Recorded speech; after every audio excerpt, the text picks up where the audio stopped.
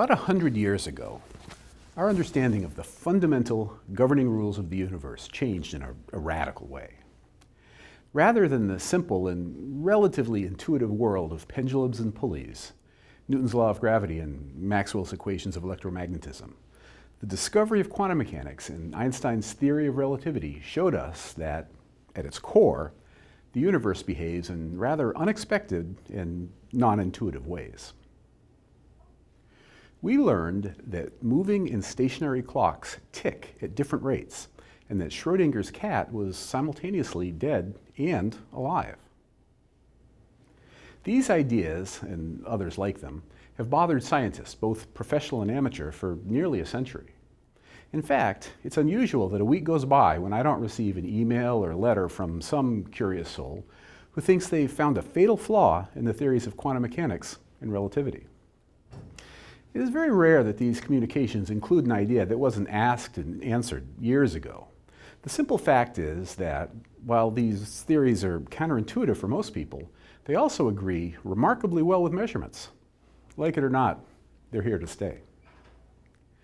Special relativity was developed in 1905, and it was in the 1920s in which a cadre of physicists worked out the rules of quantum mechanics.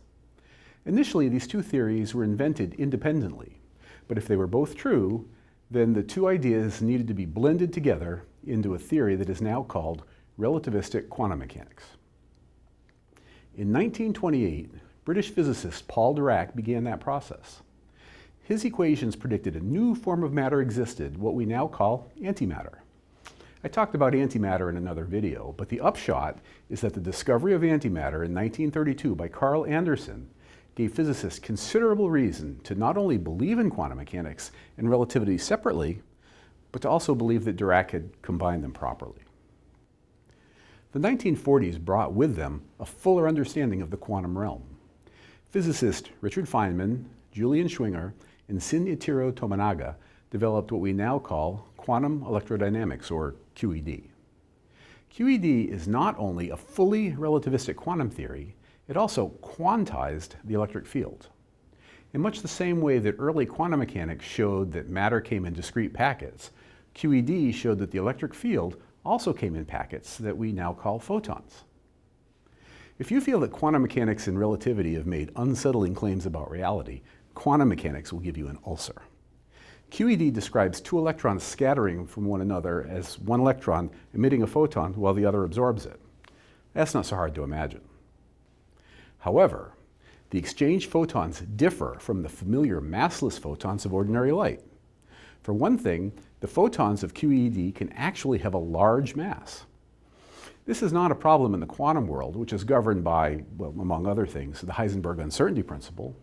Boiled down to its essence, this principle says that extra energy can simply just appear for a brief moment, as long as it disappears quickly.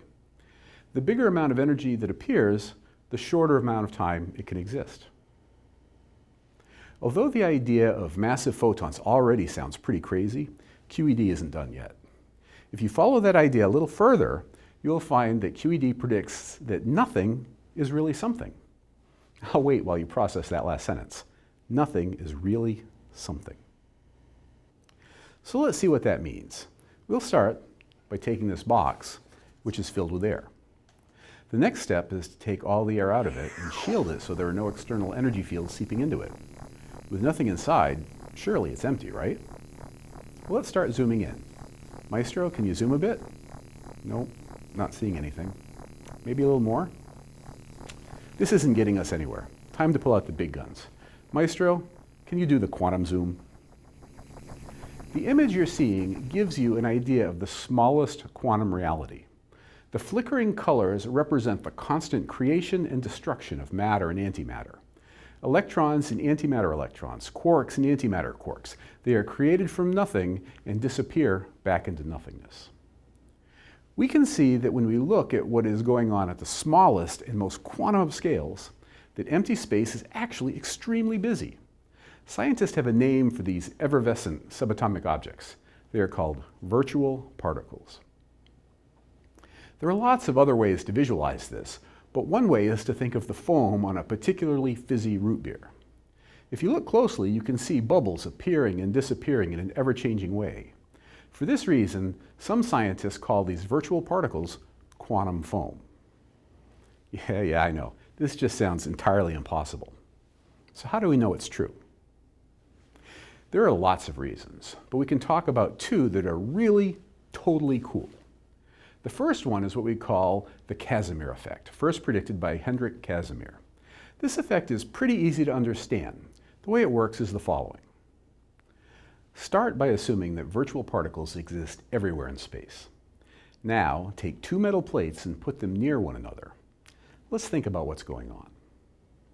You've heard that in quantum mechanics that particles have both particle and wave properties, and this is true of virtual particles as well. These virtual particles have both long wavelengths and short ones, and everything in between. Furthermore, they occur everywhere. However, the plates introduce a new factor to the situation. Outside the plates, both long and short wavelength particles can exist. However, between the plates, long wavelength particles can't fit. Thus, there are more virtual particles outside the plates, and the imbalance causes the plates to move together. So what do we see? Well, when we do the experiment, we see exactly what Casimir predicted. This is considered very strong evidence for the existence of virtual particles. There is another measurement that supports the virtual particle idea. This has to do with the strength of the magnet formed by individual electrons. Electrons have electric charge, and they also act as if they spin. Just as in the classical world, a rotating charged object becomes a magnet. And because we know the electron's charge and spin, we can predict the strength of the magnet each electron should be. When the prediction and measured strength of the magnet formed by an electron were compared, there was a tiny discrepancy. They disagreed by 0.1%, 1 part in 1,000. A small effect to be sure, but a disagreement nonetheless.